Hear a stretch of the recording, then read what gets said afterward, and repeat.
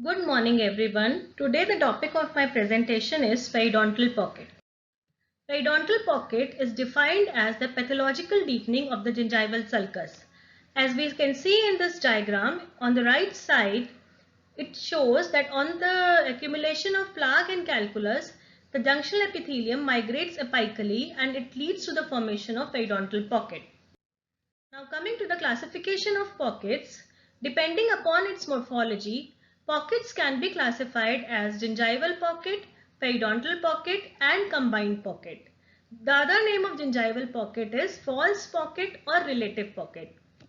Gingival pocket is formed by the coronal migration of the gingival margin. As we can see in this diagram, there is a coronal migration of the gingiva on the crown and that leads to the deepening of gingival sulcus, and that type of pocket is called the gingival pocket. The second diagram depicts the periodontal pocket, which is formed by the apical migration of the junctional epithelium. In first diagram, the junctional epithelium is at the CJ, but as we can see in the second diagram, there is apical migration of the junctional epithelium and that leads to the formation of periodontal pocket. And the third diagram depicts the combined pocket. Combined pocket means there is a coronal migration of gingival margin as well as the apical migration of the junctional epithelium. So this is gingival pocket, this is periodontal pocket and this is combined pocket. Now on the basis of relationship to the crestal bone, pockets can be classified as suprabony and infrabony pocket. Suprabony pocket means the base of the pocket is coronal to the crest of the bone. In this diagram, as we can see, this is the base of the pocket, this is the crest of the bone. So we can see that base of the pocket is coronal to the crest of the bone and this is the suprabony pocket. This is the infrabony pocket. Here the base of the pocket is apical to the crest of the bone. So in this way we can classify the pockets as suprabony and infrabony on the basis of the relationship to the crest of the bone. Now coming to the differences between the suprabony and in the infrabony pocket, the first difference, as I have already told you, is that in suprabony pocket, the base of the pocket is coronal to the level of the bone, but in infrabony pocket is apical to the crest of the bone. Second difference is the pattern of destruction in suprabony pocket is horizontal, whereas the pattern of destruction is infrabony pocket is angular. As you can see in the diagram also, the previous diagram, the same was depicted. The third difference is that interproximally transeptal fibers that are restored during the progressive periodontal disease are arranged horizontally in suprabony pocket, but in infrabony pocket these fibers are oblique. Last difference is that on the facial and lingual surfaces, in case of periodontal pocket, periodontal suprabony pocket, periodontal ligament fibers beneath the pocket follow their normal horizontal oblique course between the tooth and the bone, whereas in infrabony pocket, the periodontal ligament fibers follow the angular pattern of the adjacent bone. The third category in which we can classify the pockets on the number of surfaces involved are simple pocket, compound pocket and complex pocket. As we can see in this diagram, simple pocket is a pocket which is involving only one tooth surface. Compound pocket involves two tooth surface, but there is a continuity between the marginal gingiva on both the tooth surfaces. Complex pocket is a pocket which involves two tooth surfaces, but the base of the pocket is not in direct communication with the gingival margin, and so it is also known as spiral pocket. Depending upon the nature of the soft tissue wall of the pocket, pocket can be classified as edematous pocket and fibrotic pocket. If the inflammatory changes are very much evident in the soft tissue wall of the pocket, it is called edematous pocket. And if the changes are not evident, it is a fibrotic pocket. Lastly, depending upon the disease activity, pocket can be classified as active pocket or inactive pocket. Now coming to the clinical features of the pocket. The clinical features are bluish reddish marginal gingiva with a rolled edge, a break in the facial-lingual continuity of the interdental gingiva, shiny, discolored and puffy gingiva associated with exposed root surfaces, gingival bleeding, purulent exudate from the gingival margin, mobility, extrusion and migration of teeth, and development of diastema where none had existed previously. Now, correlating with these clinical features with the histological features, we discuss about the bluish red gingiva. The bluish red discoloration of the gingiva is there because there is a vasodilation of the vessels and there is a proliferation in the number of the blood vessels, and at the same time there is a thinning of the epithelium and proximity of the blood vessels to the epithelium. Because of that, a bluish red hue is seen in the marginal gingiva. Then the bleeding from gingiva is there because there is a degeneration in the epithelium. There is a degeneration in epithelium and proximity of the blood vessels to the epithelium leads to the bleeding. Lastly, the mobility, extrusion, migration, diastema, all these are due to the bone loss. So these were the clinical features. Now coming to the symptoms. Symptoms of periodontal pocket is localized pain or a sensation of pressure in the gingiva after eating which gradually diminishes, a foul taste in the localized areas, a tendency to suck material from the interproximal areas, radiating pain deep in the bone, a feeling of itching in the gums, the urge to dig a pointed instrument into the gums and relief is obtained from the resultant bleeding. Patient complains that food sticks between the teeth or that the teeth feel loose or a preference to eat on the other side, and sensitivity to heat and cold. Sensitivity to heat and cold is there because on the root surface wall of the periodontal pocket, the cementum abrades and there is altered cementum, as a result of which the underlying dentine exposes and it makes the tooth sensitive to heat and cold in periodontitis. And a foul taste in mouth in localized areas can be due to the pus formation, which is an indication of the inflammatory activity going on in periodontal pocket. Now, coming to the pathogenesis of pocket formation, these diagrams beautifully explains the pathogenesis of pocket formation. As we can see in this diagram, it's a diagram of a tooth cross section which indicates this is the gingiva. Here we can see the gingival sulcus. This is the alveolar bone. This is the periodontal ligament fibers, and these are the blood vessels. Now, what happens in when there is a periodontitis or periodontal pocket formation? There is increase in the supragingival plaque and bacteria, which is depicted here, and not only supragingival, but there is increase in the subgingival plaque and bacteria also. And because of that, the changes starts in the underlying epithelium and the connective tissue. The finger-like projections or the retipex of the epithelium increases. Then there is, because of the inflammatory activity caused by the plaque and the bacteria, there is change in the color of the marginal gingiva from coral pink to coral red. Coral pink to red, sorry. And it's because of the dilated blood vessels in the connective tissue. As the bacteria accumulates in the gingival tissue and it causes inflammatory reactions, various inflammatory cells comes in the connective tissue and the gingival sulcus, and when the cells exceed 60%, the apical migration of the junctional epithelium starts and detachment of the coronal part takes place. So during pocket formation, as soon as the leukocytes exceeds greater than 60%, the coronal part of the junctional epithelium detaches and apical part it migrates apically, and in this way the formation of pocket takes place. These are the neutrophils which are there in the gingival sulcus areas, and neutrophils are carrying on their actions of chemotaxis and phagocytosis, and because of all these actions there is ulceration in the lining of the pocket wall, and the bone loss also starts taking place. So ultimately this kind of pocket is formed. We can see that there is in the first diagram the junctional epithelium was attached at CEJ, but because of all these inflammatory changes the junctional epithelium has migrated apically.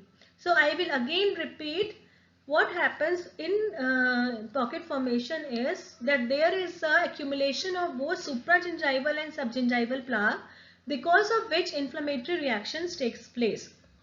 The cells, inflammatory cells like neutrophils, accumulates in the gingival sulcus, and when their number exceeds more than 60%, then the coronal detachment of the junctional epithelium takes place and apical portion migrates, which leads to the deepening of gingival sulcus. So these are just a repetition of what I have already told you, that the changes in the soft tissue wall, blood vessels are engorged and dilated, connective tissue is edematous and infiltrated with plasma cells, lymphocytes and PMN cells. Epithelium along the lateral wall of the pocket presents striking proliferative and degenerative changes. Epithelial projection extends deep into the connective tissue and also extends further apically than the junction epithelium. The epithelium is infiltrated with leukocytes and other inflammatory cells, and degeneration and necrosis of the epithelium leading to the ulceration of the epithelium and exposure of the underlying connective tissue. Bacterial invasion along the lateral and apical areas of the pocket takes place, and some bacteria traverse the basement lamina and invade the subepithelium connective tissue. That is what I am trying to explain to you, that due to the infiltration of the inflammatory cells, there is degeneration and necrosis of the epithelium in the soft tissue wall, and this degeneration and necrosis leads to ulceration of the epithelium and exposure of the underlying connective tissue. Because of this ulceration in the epithelium, if we do a probing in a periodontitis patient, it is quite painful for the patient. Then coming to the pocket contents. The pocket contents are basically microorganisms and their products, which includes enzymes, endotoxins and other metabolic products, gingival fluid, food remnants, salivary mucin, desquamated epithelial cells, leukocytes, plaque-covered calculus projecting from tooth surface, purulent exudate consisting of living, degenerated and necrotic leukocytes, living and dead bacteria, and serum. So now coming to the zones in the base of a periodontal pocket. Now if we see this is the zones in the pocket. This is the first is the cementum. Cementum is the outermost covering of the root. So immediately in proximity to cementum we found attached plaque. Just in close proximity to attached plaque is unattached plaque, and then we have junctional epithelium. Below the junctional epithelium, as the degeneration of the partially lysed connective tissues fibers are found, and then below that is the intact connective tissue fibers. So these are various zones. I will again repeat. Outermost covering of the root is cementum. Attached to cementum is attached plaque. Above attached plaque is the unattached plaque. Then we have the junctional epithelium. Immediately below the junctional epithelium are the partially lysed connective tissue fibers, and then we have the intact connective tissue fibers. So these are the zones in the base of the periodontal pocket. Now another important thing in this chapter is the pocket depth and the level of attachment loss. These are two different terms and they should be understood thoroughly. Pocket depth is the distance between the base of the pocket and the gingival margin, whereas the level of attachment loss is the distance between the base of the pocket and a fixed point on the tooth surface, and we take it as cemento-enamel junction or CEJ. Now, relation of loss of attachment and bone loss to the pocket depth. Pocket of same depth may be associated with different degree of attachment loss. I will show you in next slide and explain you with the help of diagrams. Pocket of different depth may be associated with same amount of attachment loss. And area between the base of the pocket and alveolar bone is always constant. And the radius of action of the plaque bacteria is 0.5 to 2.7 millimeter. That means that wherever we found plaque, the radius of action of plaque is 0.5 to 2.7 millimeter. Now coming to the next slide. As I told you, the first diagram, it indicates that we can have the same probing depth but different amount of attachment loss. That is what is shown here in this diagram. As I have already told you, probing depth is the distance from the gingival margin to the base of the pocket. And in all these diagrams, the probing depth is 2 mm. The probing depth is 2 mm in all these three diagrams. But when we see the attachment loss, that is from CEJ to the base of the pocket, it is different in all these three diagrams. In first diagram, the attachment loss is 0 because the junctional epithelium is attached at CEJ. In the second diagram, the attachment loss is 1 mm because junctional epithelium is 1 mm apical to the CEJ. And in third diagram, junctional epithelium is 4 mm apical to CEJ. So the attachment loss is 4 mm. Now this diagram, the second series of diagram, it indicates that there can be different pocket depth, but we can have a constant attachment loss. See, in all these three diagrams, the attachment loss is 3 mm. That is, the distance between the CEJ and base of the pocket is 3 mm in all the three cases, but the pocket depth in first diagram is 7 mm, in third diagram it's 3 mm, and in another diagram the pocket depth is 0 mm. So the third diagram specifically denotes a clinical condition, that is recession, because the gingival margin is apical to CEJ. I hope that is clear to you. Okay. Then next coming to the treatment of periodontal pocket. Now the treatment of periodontal pocket depends on the type of pocket, what type of pocket you are treating. Now first let us discuss the treatment of pseudo pocket or the gingival pocket. As I have already told, that gingival pocket is formed by the coronal migration of the gingival margin. So the treatment options of a gingival pocket is scaling and root planing. That is the first phase. The treatment starts with scaling and root planing, and after oral prophylaxis, the patient is recalled, re-evaluated and put on the maintenance phase. If after that the pocket persists even after that, then gingivectomy and gingivoplasty is done. In gingivectomy and gingivoplasty, we remove the soft tissue wall, the pocket wall of the gingival pocket. In case there is a true periodontal pocket, now the initial treatment is same, that is a phase 1 treatment which consists of scaling and root planing. Then the patient is recalled for re-evaluation and maintenance. After that, the periodontal flap surgery is done depending upon the depth of the pocket and the amount of work. Now, periodontal pocket can be suprabony or infrabony. Suprabony pockets are those in which base of the pocket is coronal to the crest of the bone, and infrabony pockets are those in which the base of the pocket is inferior to the crest of the bone. So, in case the pocket there are suprabony pockets, then whether in anterior or posterior teeth, the first line of treatment is scaling, root planing and maintenance in both anterior and posterior pockets.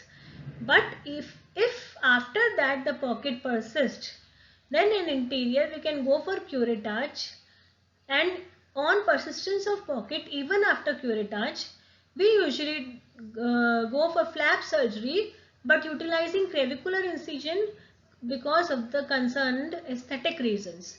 Because if we give internal bevel incision, then it leads to recession, which could further give unpleasing experience in anterior teeth.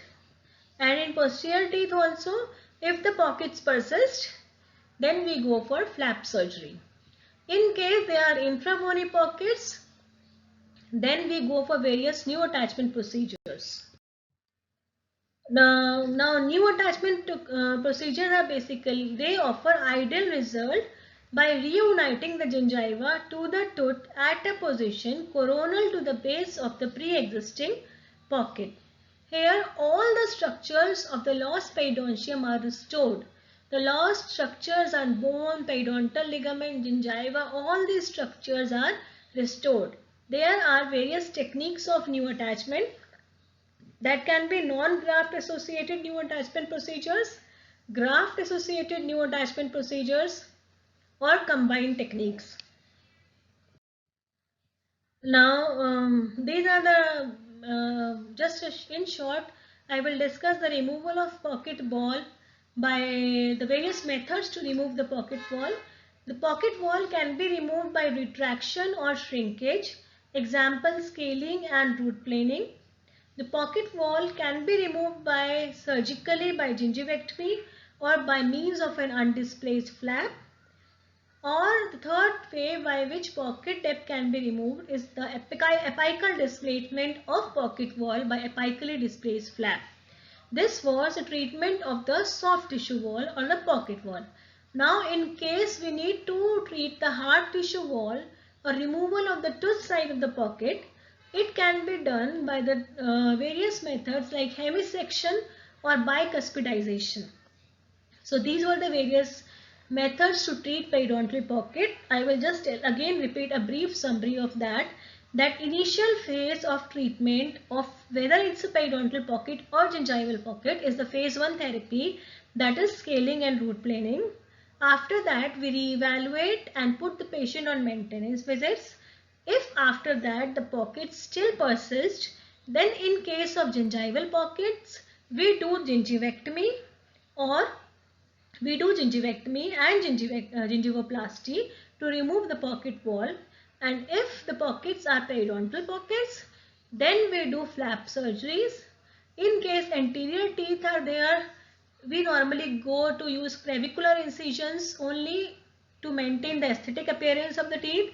If the posteriors are there, we can go for modified Widman flap surgeries, and in case there is bone loss or infrabony pockets are present, we can use various new attachment techniques to preserve the hard tissue wall of the pocket or to treat the hard tooth side of the pocket.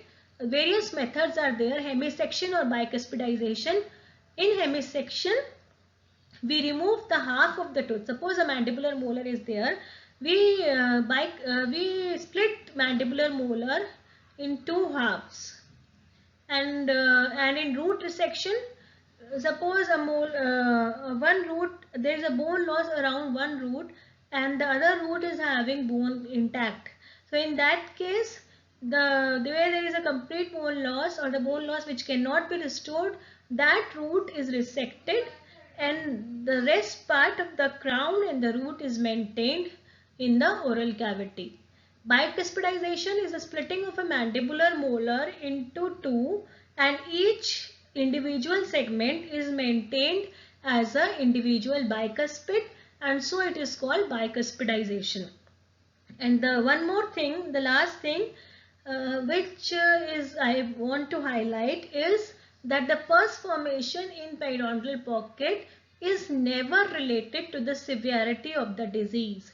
Pus is just a secondary sign and it should not be related to the severity of the disease. In fact, it is a sign, a secondary sign which indicates that the inflammatory or degenerative changes are going in the pocket wall. So generally the misconception that there is a misconception that more is the pus, more is the severity of the disease. That is not true. So pus is not related to the severity of the disease. So that was all about today's presentation. Thank you.